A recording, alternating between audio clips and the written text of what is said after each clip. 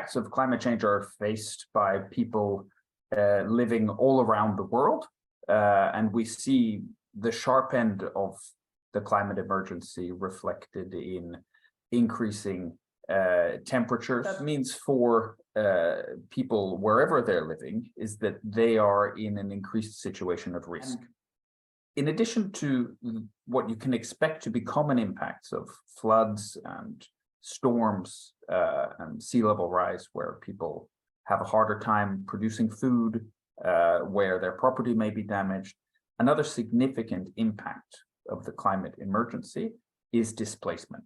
People are forced away from their homes, and this can be for short periods, or it could be for much longer periods, can even be permanent.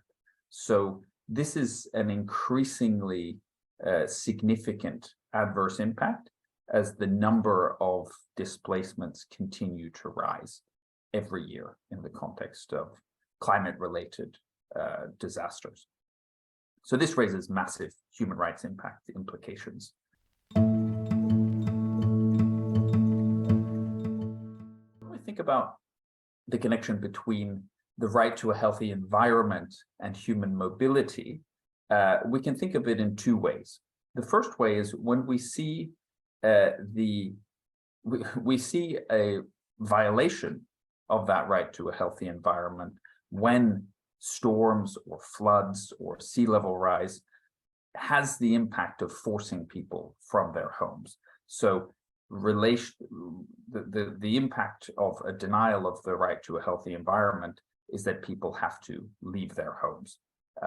So it's a way of concentrating attention on the need to take steps to prevent that kind of harm from happening in the first place. So people who are at risk of being displaced can point to this recognized right to a healthy environment and say, we need to take active steps to reduce the exposure to the rising sea levels. We need to take steps to reduce greenhouse gas emissions because of the impacts.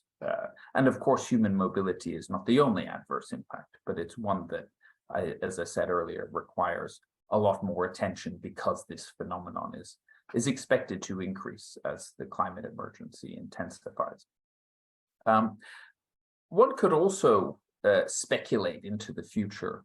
How can this right to a healthy environment be understood as people are forced to move across international borders? And here, I think we've got a long way to go, but we know that people cross international borders in the context of droughts, floods, storms, and other hazard events.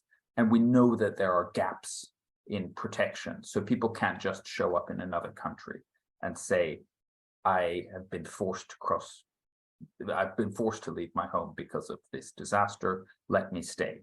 Could the right to a healthy environment be relied upon by a person in that situation to say, don't send me back to this country that's devastated by drought or that's covered in water as a consequence of a climate-related flood, because I have a right to a healthy environment?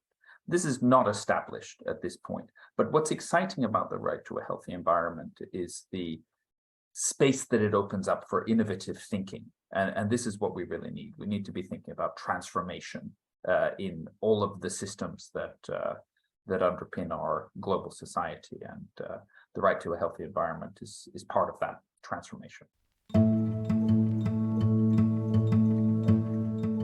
Different ways of securing the implementation or the integration of the right to a healthy environment in national and, importantly, also subnational level law and policy. So I want to highlight there the importance of local government actors also as playing a role in fulfilling the right to a healthy environment through integrating that concept in national or local development plans, disaster risk reduction planning guidelines, and standard operating procedures. If we're guided by this concept of a right to a healthy environment, it's a whole of society kind of approach. At the national level,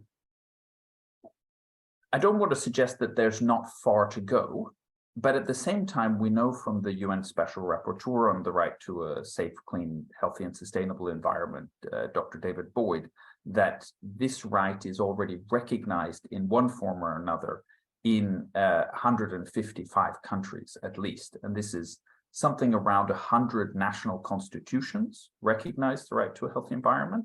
And the right is also recognized in regional human rights instruments and decisions of sub-regional and regional human rights bodies. But another point that I think is important to think about is the evidence base. And here I can refer also to the work of David Boyd, who's demonstrated to some extent that integration of this concept or principle in national legal and policy frameworks actually contributes to positive impacts on the ground. And so this resonates with initiatives at different levels to actually achieve the Sustainable Development Goals, Sendai Framework for Disaster Risk Reduction, the Paris Agreement on Climate Change. The act of integrating the right to a healthy environment in legal and policy frameworks contributes demonstrably towards the achievement of those goals that pretty much all states around the world have signed up to.